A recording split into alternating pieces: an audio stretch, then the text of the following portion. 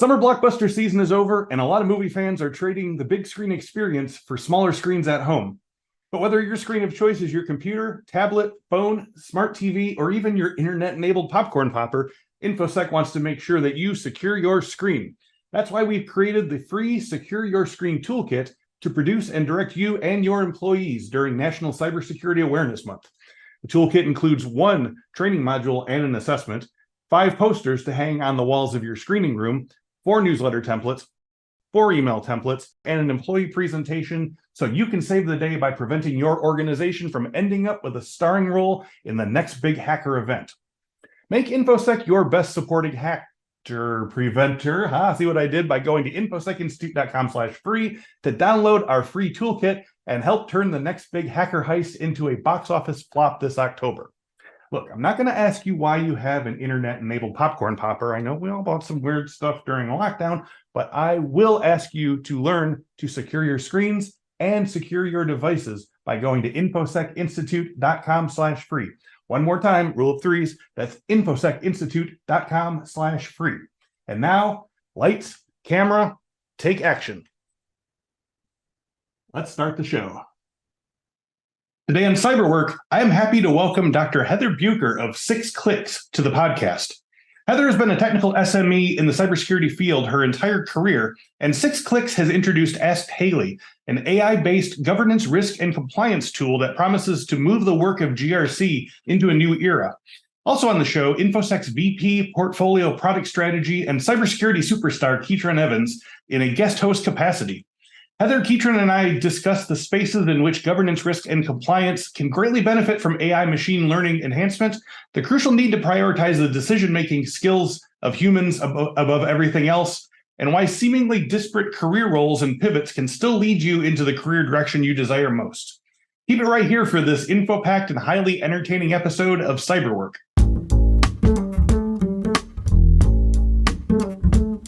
Episode of the Cyberwork with Infosec podcast. Each week, we talk with a different industry thought leader about cybersecurity trends, the way those trends affect the work of Infosec professionals, while offering tips for breaking in or moving up the ladder in the cybersecurity industry. Our guest today is Dr. Heather Buker. She has been a technical SME in the cybersecurity field her entire career, from developing cybersecurity software to consulting, service delivery, architecting, and product management across most industry verticals. An engineer by trade, Heather specializes in translating business needs and facilitating solutions to complex cyber and GRC use cases with technology. Heather has a bachelor's in computer engineering, a master's in engineering management, and a doctorate in information technology with a specialization in information assurance and cybersecurity. And as you may notice, we have another Infosec person today on as my co-host. This is Keatron Evans, although I think most listeners and viewers of the show will know Keatron. He is very much the superstar of Infosec. He's been an instructor with us for over a decade. He has now moved into portfolio and research positions with Infosec. Keatron, I guess, what is your current title? It's changed a little bit recently. Yeah, it's VP of Portfolio and Product Strategy. That's it. So today we're going to be talking about Heather Buker's organization 6 Clicks and their proprietary GPT-3 system, which is called Ask Hailey, which is used in the use of governance, risk, and compliance. And because that's a little bit above my head, I invited Keatron along to make sure that I wasn't leaving any really important questions on the table. And also, I'm always happy to see them. So Heather, Keatron, thank you so much for joining me today, and welcome to Cyberwork. Thanks for having me, Chris. So Heather, to bring our listeners up to speed about you and your cybersecurity journey, can you tell us about your earliest interests in computers and tech? I mean, what was the initial spark that set you down this path? It seems like it's been with you for a long time. Yeah, it has actually. I'm lucky enough to be able to date my interest in cyber and just technology in general back to middle school and actually have one of those like cool, this teacher inspired me stories. So I grew up in a small town in Southeast Tennessee and was lucky enough for our public school system to have STEM education. And this was, back in the early 2000s. And before STEM was really what we know it is today. And I had one teacher, shout out to Derek Morris. I think he's still in the Cleveland school systems down there. who encouraged me to get involved in an organization called Technology Student Association. So this was really my first exposure to that sort of career path, that it was even an option. What does that even mean, et cetera. So I competed in several different competitions throughout middle school. In my younger years with problem solving competitions, speech competitions, and the like through this organization. So that's kind of how it started, and it stuck. So yeah. And it moved right into sort of academic situations and then became your career slant. Yeah, I don't know if I really ever asked you that either, Keatron. Where did you first get excited about tech? Because it's definitely been with you for a long time.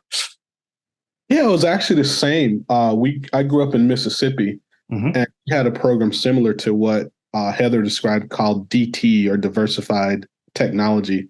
And it was just that spark of that one instructor, like she said. He just said, hey, you're good at this. You should consider doing this. And like, I believed it, thought I was better than everybody else in my class at doing it. And turned out like that's what the reality became eventually. Yeah, I love that. Yeah, no, we did not have any AP or much tech in my high school. I took typing, and that's I learned basic and stuff just on my own volition, just because I just liked things. I liked music. I liked computers. I liked computer games, and so yeah, I could do too basic. But that's why I'm over on this side, and why you all are my tech authorities here, is that I never got past the basic phase. But so Heather, I like to sort of trawl through people's LinkedIn experience profiles, because it gives me a really like meaty sense of like what your background is like, and you've had a really interesting career journey in the sense that you've done a lot of really varied things, but all of them ultimately locked together in, I think, a very logical sense compared to some other guests, especially when thinking of your current role at SixClick. So for instance, you did security compliance migration work at Salesforce in 2014.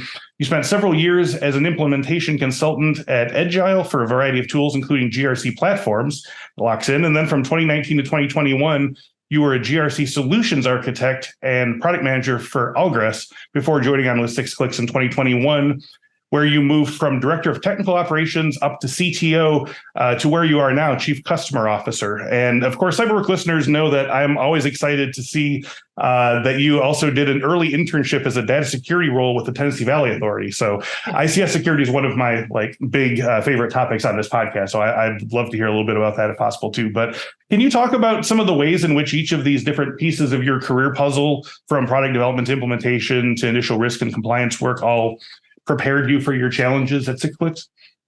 Yeah, so I always like to describe my background as a bit of a spaghetti bowl. And when you kind of say it all out loud like that, it kind of sounds like I didn't know what I wanted to be when I grew up. But to your point, they all sort of intertwined. And one of my first internships, as you mentioned, was with TVA. And at the time, I was a computer engineering student, and the TVA opportunity within the power quality team enabled me to really combine hardware and software. It was a computer engineer's dream, right? Mm-hmm. So I fixed broken equipment in the literal sense. I reprogrammed equipment and things like that. So it was a pretty wide variety experience, and not one that I anticipated having, to be frank. I didn't anticipate going into power or, resources and things like that. I thought, being a computer engineer, you go and build server rooms, or you go and sit and develop software, things like that. So it was a really interesting opportunity and exposure. It probably taught me, unfortunately or fortunately, a little bit more what I didn't want to do, as opposed to what I did. So that it was still good experience regardless. But then having graduated with my computer engineering degree, I had a minor in computer science. So I thought, you know what, I'm going to be a developer out of the gate, and thought that's what I really wanted to do. So I was on some development projects during my time at Agile. And again, that sort of taught me what I didn't want to do, maybe a little bit more than what I did. But lucky for me, I was in an organization that afforded me the opportunity to explore, right? Being a consulting firm, there are so many different styles of projects, styles of customers, things like that. If you don't know what you want to do, it's a perfect place to land, right? Especially if you know at least what industry you want to be in, because oftentimes, there are projects, like I said, of all different shapes and sizes, across all different styles of cybersecurity in particular. So I worked on the IAM side, I worked on the GRC side, but that's really when I first got a taste of being a technical business person. And what I mean by that is I really started connecting with the stakeholders. I got the opportunity to work directly with the client resources and things like that, as opposed to being more of the behind the scenes technical representation, which was what I was doing for quite some time. And then I kind of fell in love with that, right? Solving complex problems, being able to speak the language of the stakeholders and do all of that business translation for them and finding technical solutions. So that's when it really all kind of started falling into place for me. And when I started really understanding the power of having the skill set that I did, in that I can relate to the technical people and I can also relate to the business side as well. So I've always, you'll see from then on out, I always kind of sat in between and kind of bridged both of those styles of stakeholders, and got into product ownership and architecting, and all of that led me here to 6 Clicks. And so I think just that hodgepodge experience really, I find myself to be lucky that I got such a hodgepodge background that kind of all intertwined together, because now I feel like I'm kind of ready for anything, right? So, being the chief customer officer, and I've had an interesting evolution at 6 Clicks as well, coming in as the director of tech ops just here stateside. And then I took on a CTO role, more of a field CTO role. So I was liaising with customers still and running our technical teams. And I actually still do all of that today. So I'm a little bit of a different chief customer officer than maybe at some other organizations, just because of my background. So all of our pre-sales engineers, service delivery fall in my remit, as well as customer success. But some of the biggest challenges are just handling the diversity that comes with GRC, right? And being kind of the primary point of escalation. You never know what you're going to wake up to that day or what problems you're going to have to solve. And you kind of have to be a jack of all trades to be successful in GRC. Yeah, it's funny you say that you sort of say that your career was this spaghetti bowl of sort of unconnected things. Like for me, it almost looked like it looks like a perfect flow chart. Like you have you have GRC background, and then you have implementation of GRC, and then you have customer interaction with people. And, so when we talk about things like soft skills or, not just going, like cert chasing or whatever, like this is exactly what I think of is that you got the tech background, you got the actual sort of you get your hands dirty in the actual work. And then you move into how do I use my, rough and tumble experience with this, with interacting with complex problems with the, so I mean, that all is like, that makes perfect sense to me. But, I understand that it might have seemed more chaotic at the time or whatnot. But so you mentioned your varying roles at 6 Clicks. I mean, can you tell our listeners a little bit what the average day or week is like as the chief customer officer? I mean, you said that, your roles are a little different than like what the titles would suggest. And I'm sure no 2 days are ever the same, but like, what are some common like tasks and challenges that you work on in an average week? Yeah. So some of the biggest challenges are really expectation management, especially being a SaaS provider and working with, because our platform is very scalable, which means that we're working with SMBs all up through Fortune 50. And, it's a very different problem to solve, but we're providing the same solution. So I think there are some challenges and complexities that come with that, including kind of managing the customer's expectation on where the guardrails are or how things could get solved or should get solved with the platform. But my role is pretty diverse. So having handling the pre-sales engineering function and the service delivery function, I kind of am afforded the opportunity to see the customer from soup to nuts, right? All the way through from the first interaction that we have with them up until their successful implementation post-sales. So I may be, helping solve some POC related issues or RFPs and RFIs on this side, all the way through we're, setting a client up for go live and making sure that my resources are well supported to make all of these sorts of things successful. I also help our chief product officer with product strategy specifically to the Northern Hem. Being a Melbourne born and raised organization, the Australian GRC market is much different than that of the US and, UK EMEA markets, right? Because we're naturally, GRC's kind of been around, GRC tooling rather has been around a little bit longer in the Northern Hem. Some of the processes are much more mature. So it lends itself to be a bit different of a sales opportunity, a little bit different of a process and needs between the two hemispheres. So I aid with the product strategy as a result, so we can find that happy medium. But overall, with customer success in general, just managing the entire customer journey can be interesting. It's a fun challenge, though, because we deal with so many different styles of stakeholders and so many different styles of firms that I can't imagine doing much else at this point, because it plays to my engineering brain and my desire to stay business focused as well. Thanks. We're going to get into the sort of AI of this all. Keatron, is there anything you wanted to add regarding GRC or Heather's story thus far? No, fascinating story. Great background. Yeah. I was going to ask, we've had guests talk about, privacy and privacy regulations and getting all of the different, the variances around is this something where you are having to be extremely you're almost like a translator between, like you said, North American and Australian, like GRC variances? Is that something you're constantly having to sort of keep up with? It's twofold. It's the content, as you mentioned, right? Privacy is the easy one because now that, California released their Privacy Act, every other state wants their own Privacy Act, for example, or then, kind of the catalyst of it all was GDPR. So we're seeing, hundreds of countries having their own Privacy Act. And so there's that content, understanding, translation. How does this all fold together? What do we need support? But then there's the functionality piece.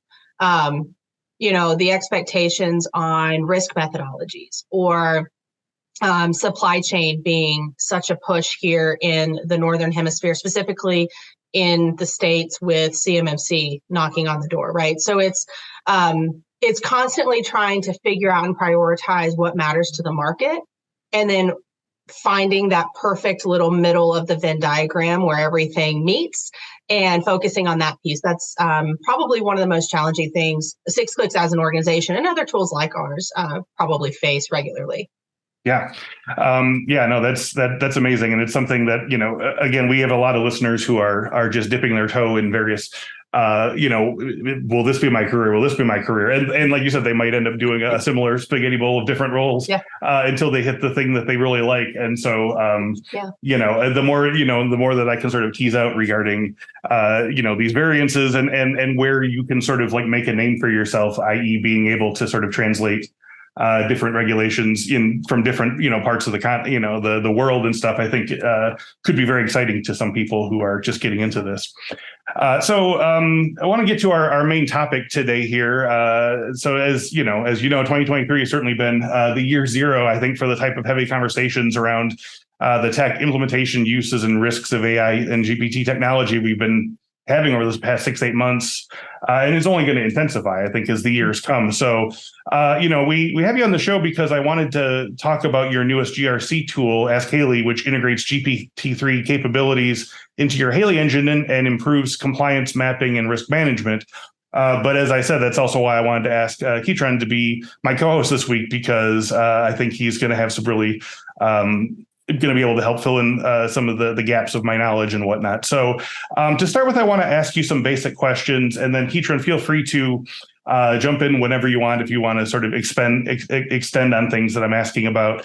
But my first question, Heather, is based on your long experience working in government risk and compliance, what are some current issues around GRC that could be improved by adding AI and GPT-3 technology to the equation? Are there aspects of the process that have been falling through the cracks or taking too long in the way it's being practiced now just because of the way it works? Yeah, absolutely. And I think one of the first things that I'd like to kind of formally debunk on the show here today is that 6Clicks and other organizations like 6Clicks who lean on AI or have I guess I'll say an AI agenda, right? AI forward product like 6clicks, which I have to mention, Hailey, our proprietary AI engine has been in the platform since 2019, before AI was cool, right? And now in the past 9-12 months, everybody's talking about AI, and it's really changed the styles of conversations that we're having with prospects. But in any case, AI is not intended to replace resources. Right. AI is intended to streamline process. And it's always really important to note that AI is only successful alongside humans, not in lieu of humans. So with that, we've focused out of the gate on a few different areas of automation opportunity with AI and machine learning. And so Chris, you touched on a couple of them with the mapping. So creating crosswalks between regulations. Why should you have a human analyzing two publicly available documents, two regulations, laws, frameworks, whatever it may be, and spending precious brain power on mapping like for like, when an AI tool can do that for you? So that's kind of the low-hanging fruit piece number one. But kind of the cognitive GRC piece of it, or our partnership with OpenAI and embedding GPT-3 into Hailey as well, is Hailey can conduct that crosswalking for organizations, whether it be between external laws and regs, or even more valuable from my perspective is internal policy documents to the external regulations. And then the OpenAI piece of the puzzle is the generative AI that then can update or suggest updates, I should say, to policy statements or internal controls based on the mapping and gaps. So the main thing here is just that AI is helping reduce the time it takes to complete a task, but humans are still sitting there making sure that the results are within their tolerance, that the results make sense for their infrastructure. If AI suggests an update to your policy documents or your internal control statements that you can't support because of whatever other guardrails you may have in place, great, don't change it.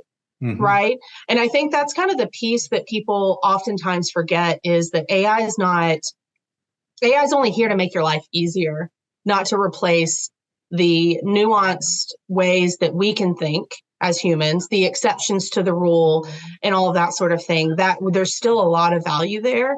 AI just helps you get there faster. Yeah. Yeah, Keatron, anything to add to that? Keatron did a very good at ISACA this year and elsewhere, and did a very good sort of state of the union about AI's role in cybersecurity and so forth. And so that's why I want to have him on as well. Do you have anything to add regarding this as it applies to GRC? Yeah, sounds like I need to get an introduction to Hailey there. But what I'm interested to hear, and I think the audience would be interested in hearing too, is one of the big challenges that I would face, like when I would go out and help with, people do risk assessments and things like that in the office, is we'd say, all right, first thing we got to do is we have to, identify where your data is, and then we have to classify that data, so that we can start, trying to figure out like what requires privacy, what doesn't. Right. And we'd say, all right, so let's do step one. Let's find all the data. And then like months would pass, and then we still find the data. Yeah. And then once they finally found what they thought was all of it, there's a process of now classifying that data, which took an equally long amount of time just because of the volumes of data. So I can imagine Hailey is like ready built to help speed up those processes and things like that. Mm-hmm. AI, the general rule of thumb, right, when it comes to artificial intelligence, but specifically machine learning, is if you have enough data to teach it, it can learn.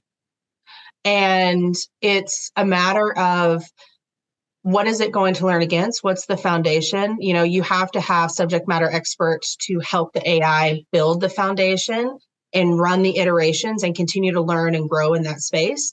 But as long as there's enough data around it to basically support saturation for that initial learning opportunity, then absolutely AI and machine learning is a tool that everyone should be leveraging.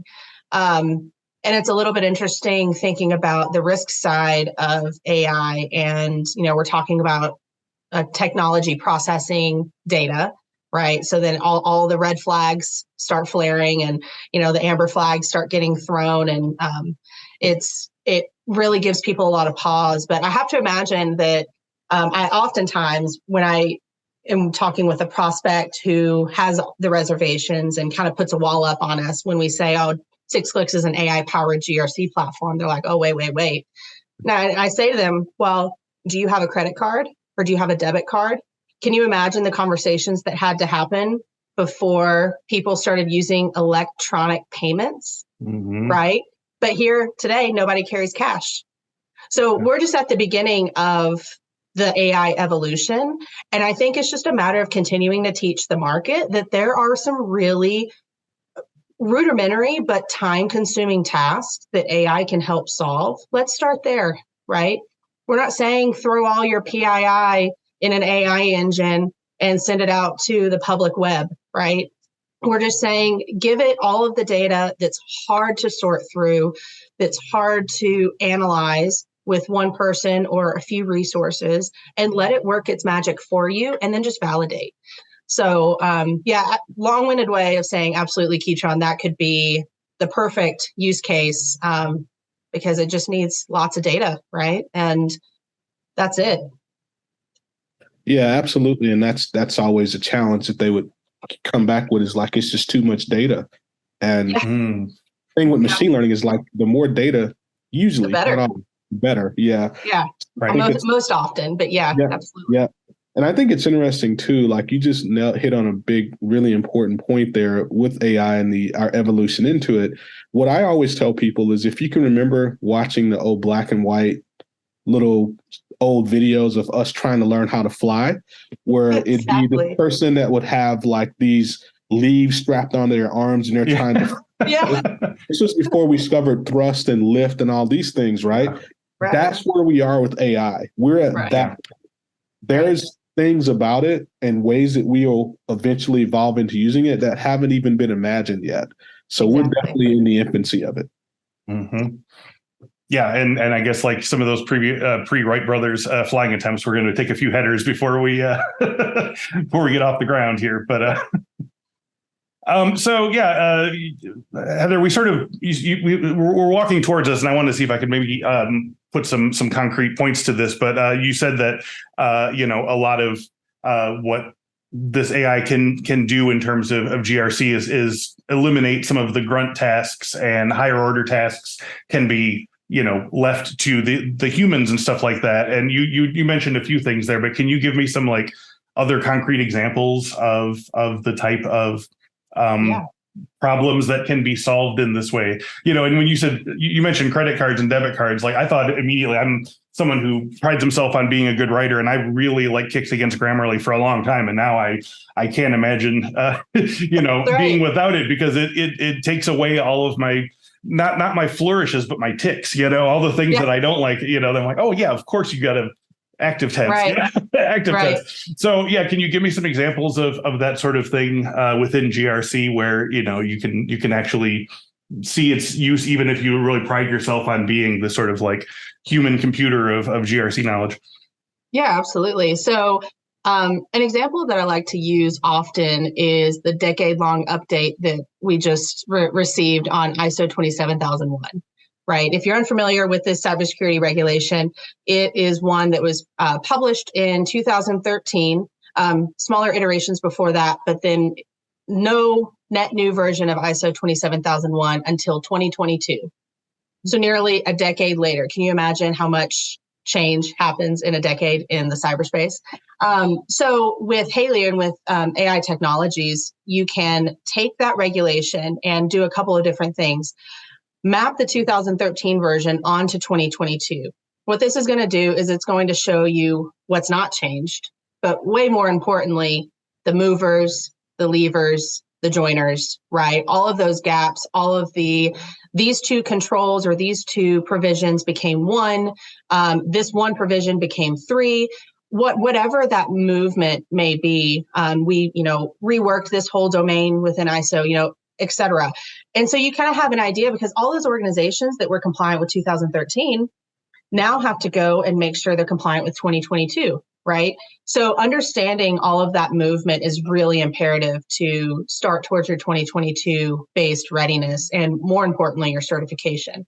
So that's one. But two, you can think about all the organizations with ISO 27001 in their pocket, having these fantastic policy documents within their governance program that have been steadfast and minor changes, since 2013 were well mapped to ISO 27001, 2013.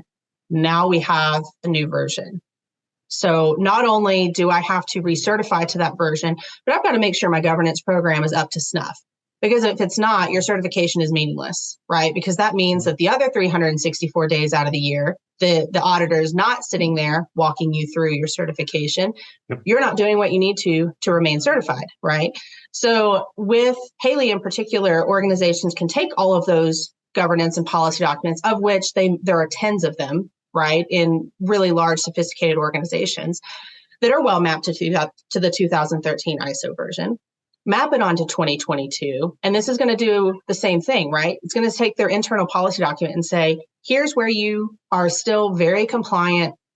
All of your statements, you're up to snuff, your internal controls are looking good, but here are your gaps, right? Here are the new controls or the new provisions within the 2022 version that you no longer comply with regularly in your governance program. So it'll help them pinpoint those gaps and action on them to go fill them, instead of having to sift through all of your policy documents and think, do I need to rewrite this one? Do I need to rewrite this one? Don't worry about that. AI can do that for you. And then I'll point out the problem children, right? Those red areas where, nope, we don't have any coverage here. So go put your control owners to action on that instead. This is a huge, I can't overemphasize enough how much of a time save this is for organizations just maintaining their policy documents in a platform.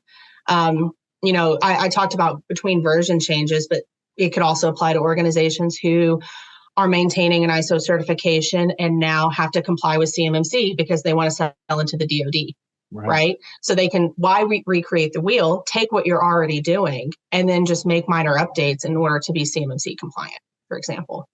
Mm-hmm. Yeah. Anything to add, Keatron? Any thoughts on that? No, not really. That's, this, to me, this is something that's been needed in the GRC industry for a long, long time. I think it solves some problems that there just really wasn't a good way to solve before, so I'm excited to hear, like in a year, what Heather and her team have come up with as far as some of the innovations they've made. Yeah. So I want to, play, not devil's advocate, but commenters advocate here. So in the interest of squaring the answers with our guests on the podcast, with people we interact with in comments on CyberWork episodes, we often hear that AI and GPT-3 processes eliminate grunt work in cybersecurity operations, for example, and allow for better and more necessary work to be covered by the people who are still helming all these processes. So one of our early guests who went into security management said that the best thing you can do to move up in the industry is to automate yourself out of your own job. If you can get the sort of boring things that you are spending your whole time on, then you can move it up from there. And certainly, all of us have our long-term goals that we're always like, well, I'd love to, but I'm still working on this thing that occupies every week of my year or whatever. So I can see the applications very clearly with regards to that. But, we also hear people in the comments saying that it's harder than ever to find entry-level jobs in various sort of feeder cybersecurity roles due to the newly culled entry-level work that a novice cybersecurity or compliance person or even an intern would be able to do to get their foot in the door. So, I understand that eliminating these processes makes the operation more efficient and ultimately more safe. Heather, how do we as an industry address these types of concerns that our industry is becoming increasingly difficult to enter at the ground floor if you don't already have experience doing these kinds of grunt tasks, like whether it's sifting log files or running standard SOC operations that can be handled by AI now? That's a really good question. I think if I were, sitting in that seat and thinking about, well, what do I do, and how do I get in the door? I think it's really important to focus on what you can do, not what you can't. So, for example, what I mean by that is if you know that there are some of these rudimentary tasks that are being automated or otherwise streamlined with technology, and kind of taken away from the entry level, the analyst, the intern style roles, then where's the new gap, right? There's still a new gap somewhere where they need human intervention. They need the ability to have nuanced critical thinking skills. And I think it's more of a focus on what you can offer and don't focus on what you can't anymore. And with entry-level roles, I think you just have to find the right organization. I know it's getting harder and harder for younger people just out of college or maybe a little bit less experience than some of the more senior folks to find jobs, but they're still out there. And I think that it's more important to focus on how you can insert yourself and building up your skill sets. Otherwise, the technology can't offer. Technology can't have soft skills to explain itself to business stakeholders. Humans can, right? So develop your soft skills, start understanding how to translate the problems technology is solving to the people who care that those problems are being solved, right? Because that's still not, technology is not going to replace that. So focus more on being that bridge between the technology and people than focusing on what technology is doing that now we're not relying on humans anymore for. Yeah. I guess if you're going to enter the newspaper industry, you don't get to complain that you don't get to do paste up or movable type anymore. Right. The ship has sailed. So, Keatron, have you heard those types of those issues from our learners as well, or is that just some of the people in our comment section?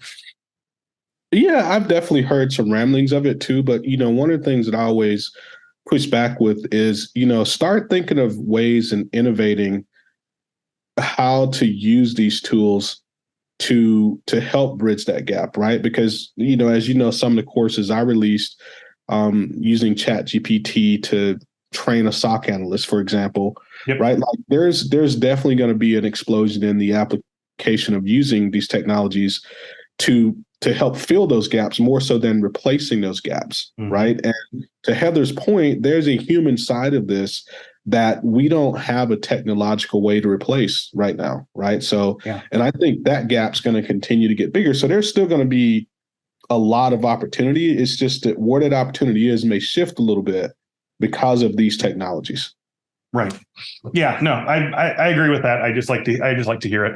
I just like to, because as someone whose father was in the auto industry and a whole lot of robots came and took away the jobs of a lot of people around him. I'm always coming from that place of sort of defensiveness and like to, understand that we're not going to keep making those kinds of same mistakes over and over. And obviously those are completely different processes, and I understand that. But, I'm always thinking in that way, so that's why I wanted to bring it up. But so this has been a great conversation. I want to wrap this back around towards sort of general advice for our listeners. Heather, do you have any career or educational advice for new cybersecurity professionals or students who are trying to get into the government's risk and compliance space and want to make sure they're doing their best to kind of future-proof their skills? I think you kind of mentioned that in terms of learning how AI and these processes, how you can sort of innovate with these and stuff like that. But, I know it's hard to predict, even a year, let alone 5 or 10 years ahead. But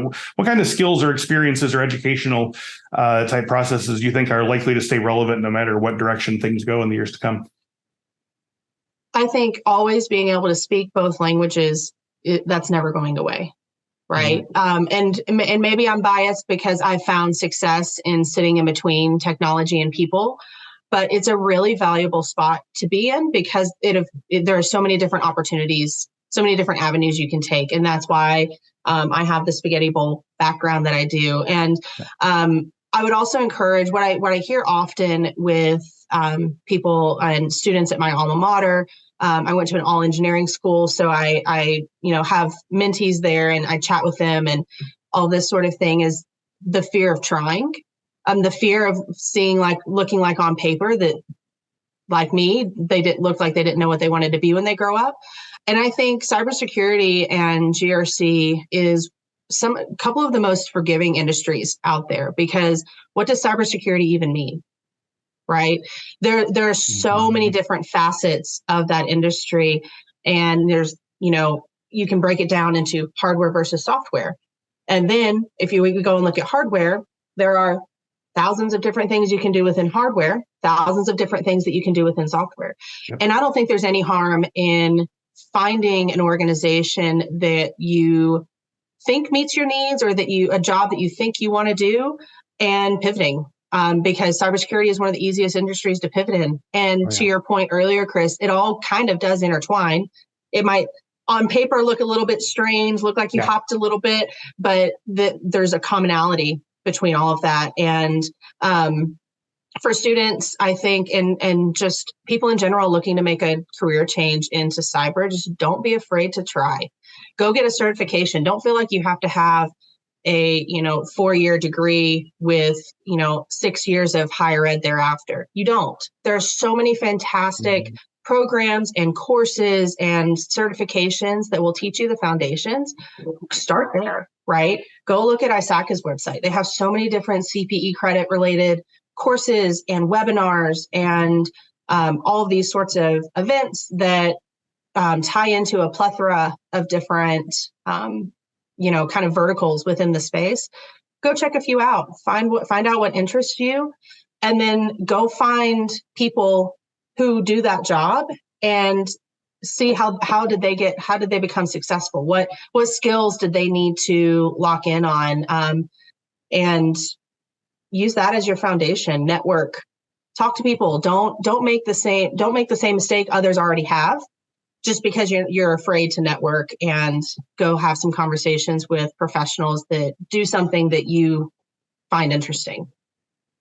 Yeah. I'll add 2 things to that based on insights from past guests. One, a lot of entry-level people feel very intimidated by the idea of talking to people further up in their field, that they don't feel like there's a reciprocal relationship or they have anything to offer the other person. And as one previous guest said, leadership is very lonely sometimes. And sometimes it really does mean a lot to get sort of the insights of someone just entering the industry, and you're both kind of learning, reciprocally from each other in that regard. I think that's absolutely true. And and I completely agree that.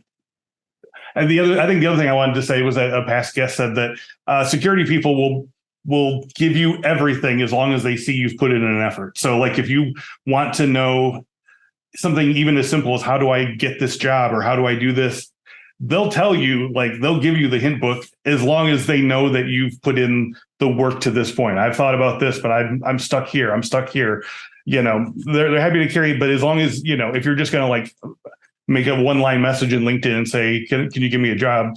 The door is going to close. So Keatron, I want to certainly ask you that as well. You've been in the education space with us for at least 15 years now, I think. What are your advice for students and young professionals who want to kind of future-proof their skills? Yeah, I think Heather nailed a big part of it, most of it. And I would just say, keep yourself open to ideas, because I get pinged hundreds of times weekly, people trying to want to become a pen tester or do incident response or do computer forensics, the things that I'm known for in the industry. And what I would say to those people is, don't completely turn a blind eye to GRC. I mean, it's very, very full of very, very nice people. Some of the best consulting experiences I've had has been working with GRC teams. And remember, anything we do in pen testing, it's probably directly connected to a decision made because of governance, because of a risk that's been identified, or because of compliance, like everything that we do. Mm-hmm. So, that may be a good place to start. And to me, I think it's one of the most beginner-friendly parts of cybersecurity that you'll find out of all the other areas. So, keep your mind open to that. You don't always have to start where you end up. And I think governance, risk, and compliance to me, is kind of like one of those foundational areas that everybody in cybersecurity should have a dose of, because it gives you kind of a good picture of the landscape and gives you some context as to why we do all the other things. Yeah. No, I the old adage of no one's ever left the gym saying, I wish I hadn't done that. You hate getting there, but it's hard to deny the results. And I think any form of learning ultimately pays off, even if you don't end up using, if you're not, your mastery in Windows 10, mainframe or whatever is not going to happen in your next job, then, it's you still learn something, So as we wrap up today, I want to talk sort of AI big picture with both of you, and state of the union, state of the future. Heather, I'll start with you. What are some aspects of the ways that cybersecurity or GRC has been talking about the coming AI and machine learning revolution that gives you hope?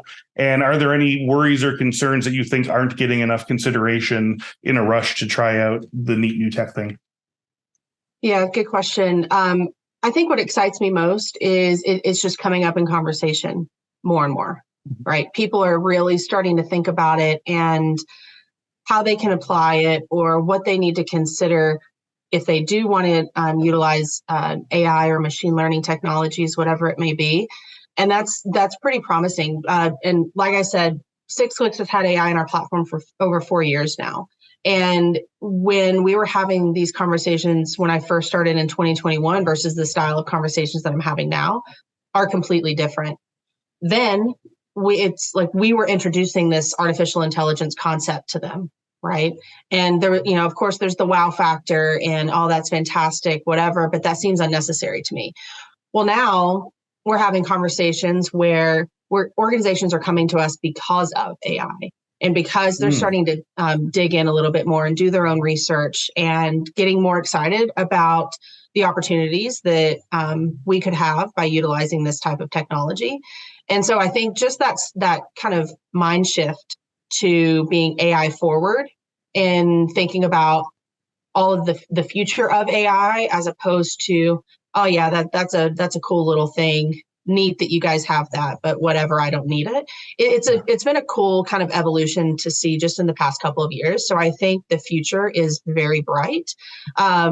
Again, as long as we maintain that AI is working in parallel with your human resources, right? And humans trump AI.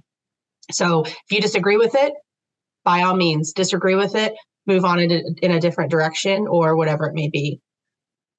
But as far as what people should consider, it's at the end of the day, it's just another technology. So you've got to risk assess it. You've got to have policies and procedures around it. You've got to treat it just like another piece of infrastructure in your arsenal. Excuse me. And nothing more than that, right? It's not special per se. It's just different. It's just more technology that you have to consider in your governance program, in your risk program. And we're going to start to see certifications or compliance regulations around it and things like that. So just treat it like you would any other technology that you procure. Yeah.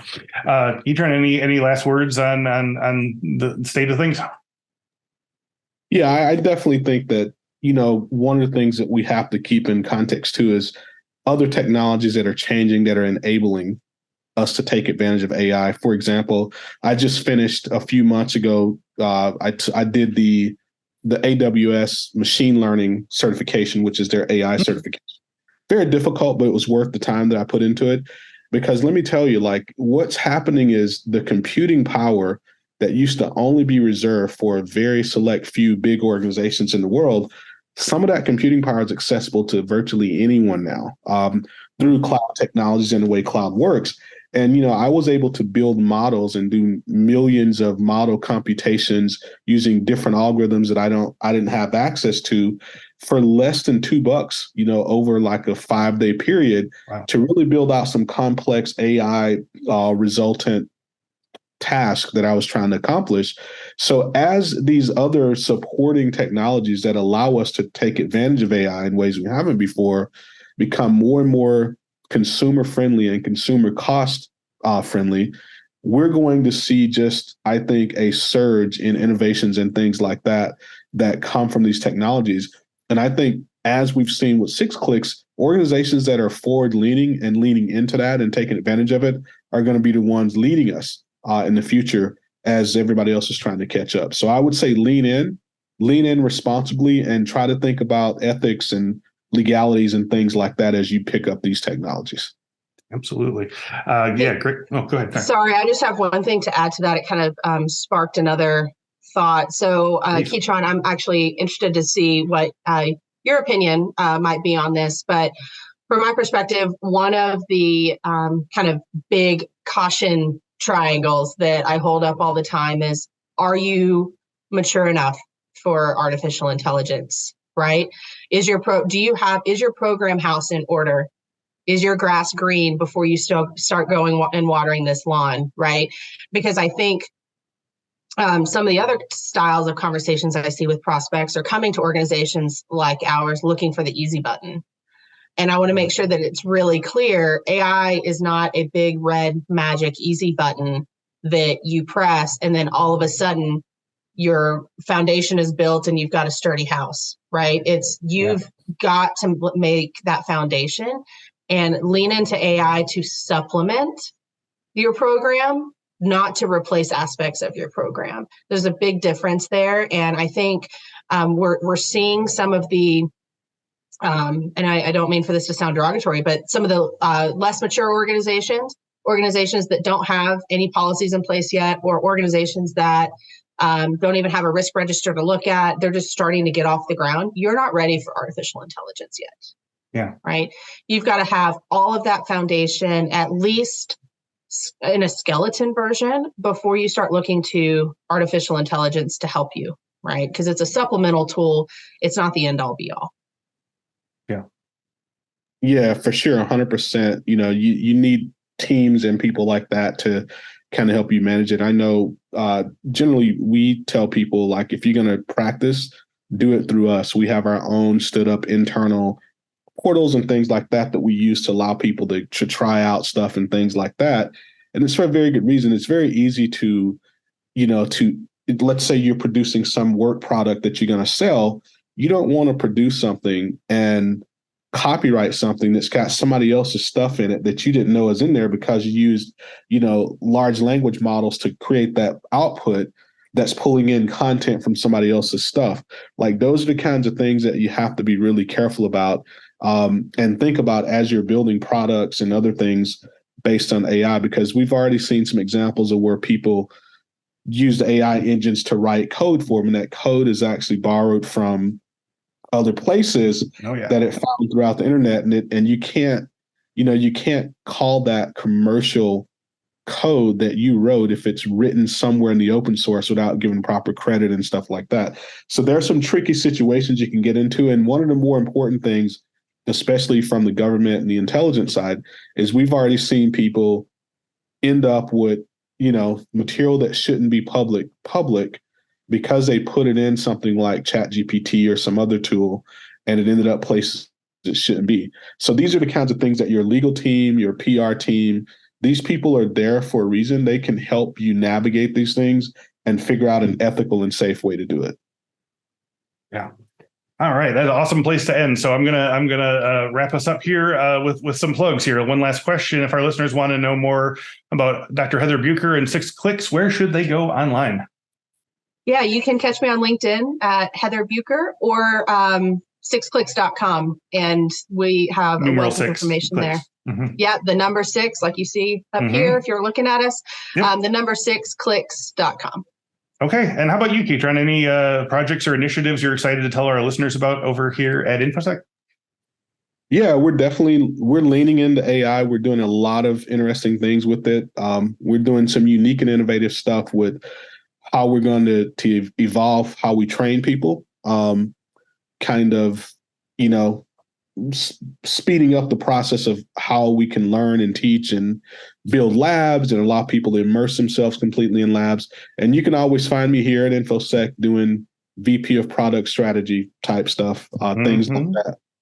Yeah, and in various videos for upcoming things that are coming up, like the one I'm very excited about, our security awareness, secure your screen toolkit. So Heather, thank you so much for your time and insights today. And thank you as well, Keatron, for joining us for this fascinating conversation. Really appreciate it. Thanks so much for having me. All right. And thank you all who have been listening to and watching the Cyberwork podcast this year on a massive scale. I think we just topped out at 75,000 subscribers on YouTube, and we're so glad to have you along for the ride. So before you go, I would like to invite you all to visit infosecinstitute.com/free to get a whole bunch of free stuff for Cyberwork listeners. For one, there's our new cyber security awareness training series, Work Bites, featuring a host of fantastical employees, including a zombie, a vampire, an alien, a princess, and a pirate, making security mistakes and hopefully learning from them. Also visit infosecinstitute.com/free for your free cybersecurity talent development ebook. It's got in-depth training plans for the 12 most common roles, including SOC analyst, penetration tester, cloud security engineer, information risk analyst, privacy manager, secure coder, and more. And then, as I said, we have a security awareness toolkit coming up called Secure Your Screen. We'll have information on that in the free section as well. Lots to see, lots to do. All you got to do is go to infosecinstitute.com/free. And yes, the link is in the description below. Thank you once again to Dr. Heather Buker and 6 Clicks and to Keatron Evans with Infosec. And as always, thank you so much for watching and listening. And we will talk to you next week. Take care now.